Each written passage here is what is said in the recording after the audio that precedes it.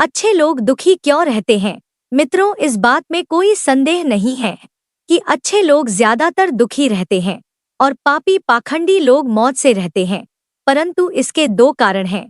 इसका अर्थ एक कहानी के माध्यम से बताने का प्रयास करेंगे।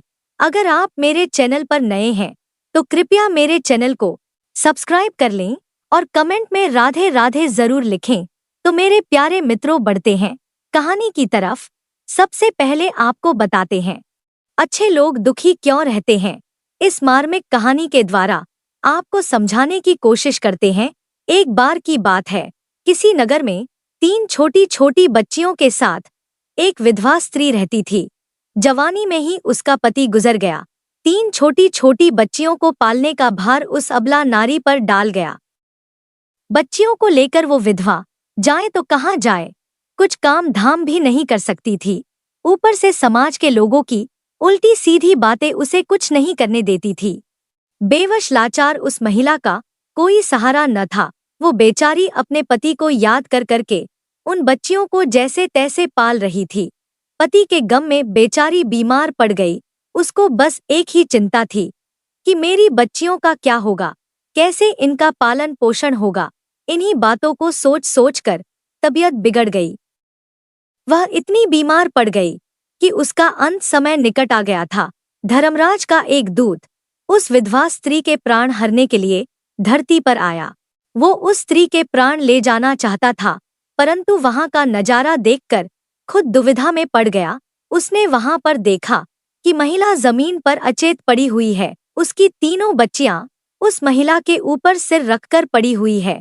सबसे छोटी बच्ची उसके स्तनों से लिपटी हुई थी। यह करुणामयी दृश्य देखकर देवदूत के हृदय में दया आ गई। उससे उसकी बच्चियों की दुर्दशा नहीं देखी गई। एक बच्ची रो रोकर अपनी माँ को जगा रही थी, दूसरी रोते रोते माँ के ऊपर सर रखकर ही सो गई थी। यमदूत ने सोचा, इन बच्चियों का पिता पहले ही मर चुका है। अब अगर मैं इस स्त्री के प्राण लेकर गया तो ये बच्चियां किसके सहारे रहेंगी? कौन इन्हें संभालेगा? कौन इनका पालन पोषण करेगा? यही सब बातें सोचकर वो देवदूत उस स्त्री के प्राण लिए बिना ही लौट गया। धर्मराज ने पूछा कि हे देवदूत, तुम खाली हाथ क्यों आ गए? तुम तो उस विधवा स्त्री के प्राण लेने गए थे। तब देवदूत कहता है कि हे स्वामी, मेरी गलती को क्षमा करना। मैं चाहकर भी उस स्त्री के प्राण नहीं ला सका। मेरी जगह अगर आप होते तो शायद आप भी खाली हाथ ही लौट आते। मैं उस महिला की अबोध बच्चियों का दुख नहीं देख पाया। मैं उसके प्राण लेने गया तो मैंने देखा कि उसकी छोटी छोटी 3 बच्चियां उसके ऊपर पड़ी बिलख रही थी। उन्हें वहां कोई देखने वाला नहीं था। यदि मैं ऐसे में उसके प्राण हर लेता तो उन अबोध बच्चियों को कौन देखता, कौन उन्हें पालता पोषता? पृथ्वी लोक पर तो मनुष्य इतना स्वार्थी हो गया है कि बिना मतलब के कोई किसी का सहारा भी नहीं बनता। देवदूत बोला कि हे स्वामी, उस महिला को थोड़ा और जीवन दे दिया जाए ताकि वो अपनी बच्चियों को पाल पोस कर बड़ा कर सके। देवदूत की बात सुनकर धर्मराज ने उसे डांटते हुए कहा कि हे मूर्ख पार्षद, ईश्वर की बनाई हुई इस सृष्टि में ना कोई एक क्षण घटा सकता है और ना कोई एक क्षण बढ़ा सकता है। तुमने उस महिला को ना लाकर ईश्वर के नियमों का उल्लंघन किया है। तुमने बहुत बड़ा अपराध किया है। तुम्हें इसका दंड तो भोगना ही पड़ेगा और इसकी तुम्हें सजा मिलेगी। और सजा यह है कि तुम्हें पृथ्वी पर जाना पड़ेगा और जब तक तू अपनी मूर्खता पर 3 बार खिलखिलाकर नहीं हंस लेगा तब तक वापस नहीं आ सकेगा। इसे थोड़ा समझना, क्योंकि दूसरे की मूर्खता पर तो अहंकार हंसता है। जब तुम अपनी मूर्खता पर हंसते हो तब अहंकार टूटता है। देवदूत दंड भोगने को राजी हो गया, लेकिन फिर भी उसे लगा कि सही तो मैं ही हूँ और हंसने का मौका कैसे आएगा। उसे जमीन पर फेंक दिया गया। सर्दियों के दिन करीब आ रहे थे। एक मोची अपने बच्चों के लिए कोट और कंबल खरीदने शहर गया था।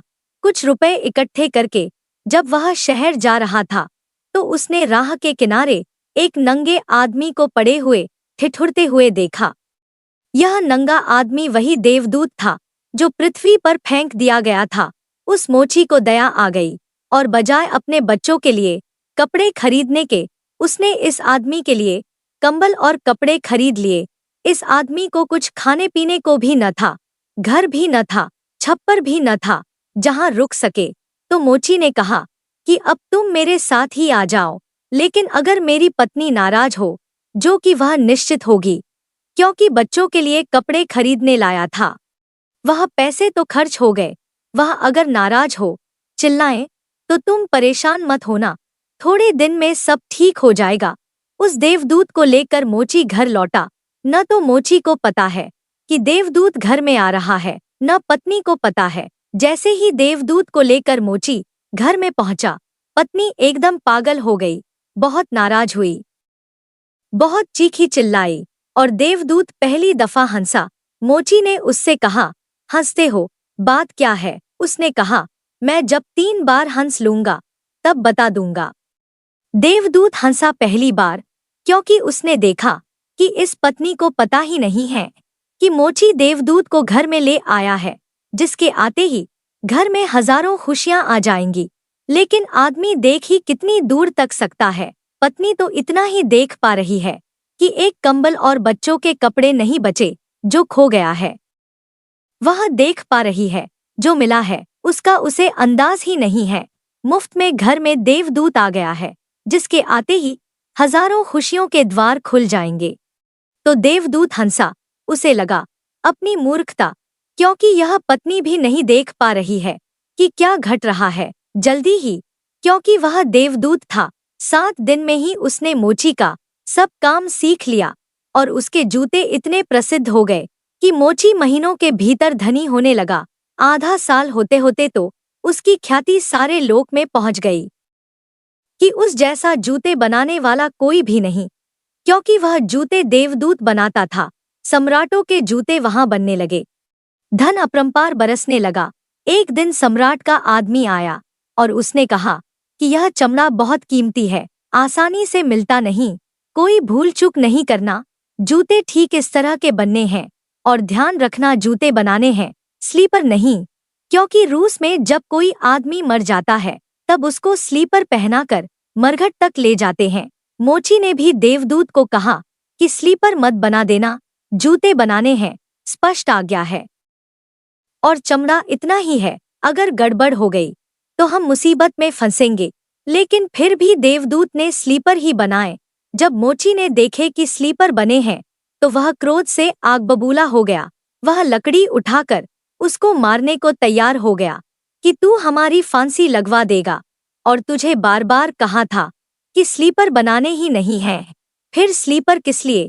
देवदूत फिर खिलखिला कर हंसा। तभी आदमी सम्राट के घर से भागा हुआ आया। उसने कहा, जूते मत बनाना, स्लीपर बनाना, क्योंकि सम्राट की मृत्यु हो गई है, भविष्य अज्ञात है, सिवाय उसके और किसी को ज्ञात नहीं, और आदमी तो अतीत के आधार पर निर्णय लेता है। सम्राट जिंदा था तो जूते चाहिए थे, मर गया तो स्लीपर चाहिए।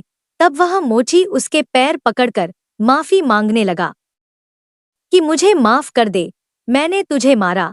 पर उसने कहा, कोई हर्ज नहीं, मैं अपना दंड भोग रहा हूँ।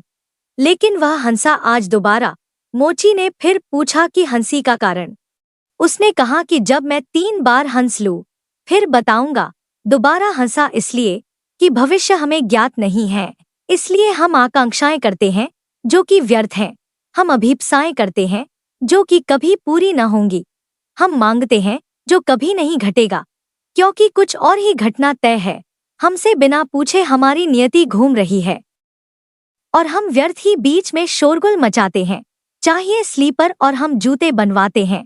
मरने का वक्त करीब आ रहा है और जिंदगी का हम आयोजन करते हैं। तो देवदूत को लगा कि वे बच्चियां, मुझे क्या पता भविष्य उनका क्या होने वाला है। मैं नाहक बीच में आया और तीसरी घटना घटी कि एक दिन 3 जवान लड़कियां आईं। उन तीनों की शादी हो रही थी और उन तीनों ने जूतों के आर्डर दिए कि उनके लिए जूते बनाए जाएं। एक बूढ़ी महिला उनके साथ आई थी जो बड़ी धनी थी। देवदूत पहचान गया, ये वे ही 3 लड़कियां हैं जिनको वह मृत मां के पास छोड़ गया था और जिनकी वजह से वह दंड भोग रहा है। वे सब स्वस्थ हैं, सुंदर हैं।